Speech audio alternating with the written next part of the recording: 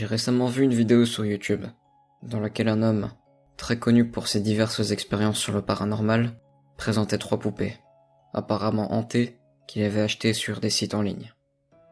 Il faisait tout un tas de tests sur elles, pour voir si elles faisaient quelque chose de particulier pendant la nuit, sans résultat probant. Il n'a pas fait dans le sensationnalisme, pour faire croire à une malédiction sur ces objets, mais c'était excellent à regarder. Je ne sais pas trop pourquoi, ça m'a terriblement donné envie d'essayer à mon tour. Dès le lendemain du visionnage de cet épisode, j'ai fouillé des sites de vente d'objets de seconde main. J'ai rechigné à en acquérir certaines, au vu des descriptions abracadabrantes qui accompagnaient leurs photos. Nul doute que des charlatans allaient essayer de refourguer leurs vieilles poupées, en surfant sur le buzz des objets hantés qui risquaient d'arriver. Ça m'a poussé à me méfier des annonces datant d'après la sortie de cette fameuse vidéo. J'ai finalement trouvé mon bonheur avec une poupée anglaise. Elle était à la fois mignonne et terrifiante. Et la description racontait que toute personne ayant regardé celle-ci dans les yeux, ne serait-ce qu'un instant, souffrait de maux de tête et de fatigue. Un probable effet placebo lié à la légende qui l'entourait, mais j'étais prêt à dépenser 20 €, frais de port compris, pour l'avoir en ma possession. Son nom est Kristen. Lors de son arrivée, 2 semaines plus tard, je n'ai pas attendu avant de déballer sauvagement le colis. Magnifique, exactement comme sur les photos. Un teint grisâtre de zombie, de nombreuses taches marron révélant ce qu'il y avait en dessous de la peinture grise, abîmée avec le temps, particulièrement autour de ses grands yeux fixes. Pour le défi, je l'ai regardé droit dans les yeux, en lui parlant. Je lançais surtout des plaisanteries. Je lui disais qu'elle était très forte à ce jeu. Évidemment, c'était une poupée. J'aime bien me faire rire tout seul avec ce genre de bêtises. Quand j'en ai eu assez, je l'ai posée sur ma commode. En tant que fan d'horreur, j'ai imaginé quels autres éléments creepy je pourrais bien ajouter pour faire de ma chambre un reflet de cette passion. Quelques posters de Scream ou de Freddy Krueger, 1 ou 2 poupées supplémentaires, j'en étais enchanté d'avance. J'ai laissé Kristen à sa place plusieurs jours. Je n'ai pas ressenti de mal de crâne, et ma fatigue est restée à un niveau habituel. Je vis seul, personne ne pouvait se plaindre à part moi. Ces non-événements ont duré quelques jours. Mais vous vous en doutez, si je vous en parle, c'est qu'il s'est effectivement produit quelque chose. J'ai reçu un autre colis par la poste, il y a 4 jours. Il était identique à celui de Kristen. J'avais beau avoir fait savoir au livreur que je n'avais rien commandé de tel, il n'a rien voulu savoir, et m'a dit de le renvoyer si je n'étais pas le destinataire. Je l'ai donc pris chez moi.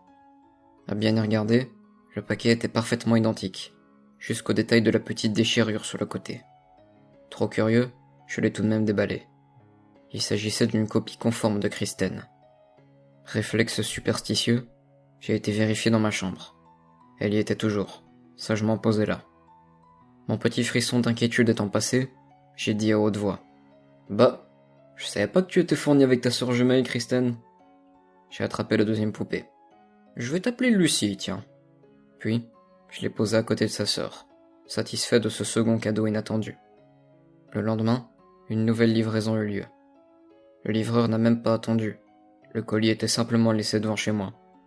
Il contenait 2 répliques de Kristen et Lucie. Cette fois, j'ai décidé de contacter le vendeur afin de lui signaler cet événement. Mais j'étais fort contrarié. Il était selon moi évident que ce n'était rien d'autre qu'un escroc, qui postait plein d'annonces pour des poupées hantées qu'il fabriquait en réalité ou possédait en grand nombre. Je lui ai simplement demandé s'il en possédait plusieurs comme celle-là, pour le tester. Évidemment, il a répondu qu'elle était unique, et qu'il n'en avait vu aucune autre comme celle-là auparavant. Voilà qui confirmait qu'il n'était rien d'autre qu'un escroc. Si ça pouvait ruiner le business de cet arnaqueur, je n'allais pas me priver de les garder pour moi. Je me suis dit que c'était une bonne chose qu'il y avait eu une erreur de livraison. De plus, il y aurait de quoi faire une belle mini-maison hantée avec tout ça. C'était tout bénéfice pour moi. Ma réjouissance fut cependant de courte durée. Pas plus tard que le lendemain, encore la même chose. Mais cette fois-ci, il y en avait 19.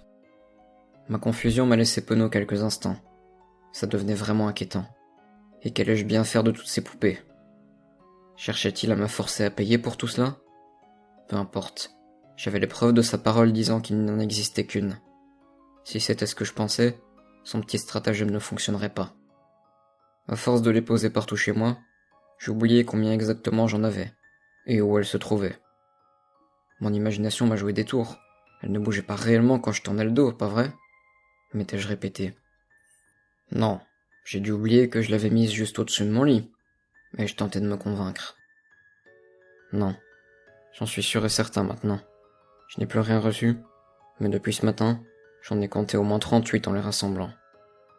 Et même en les prenant toutes, pour les réunir au même endroit, j'en ai vu d'autres posées dans la cuisine, lorsque j'y suis retourné pour prendre un verre d'eau. J'ai l'impression que ma tête va exploser.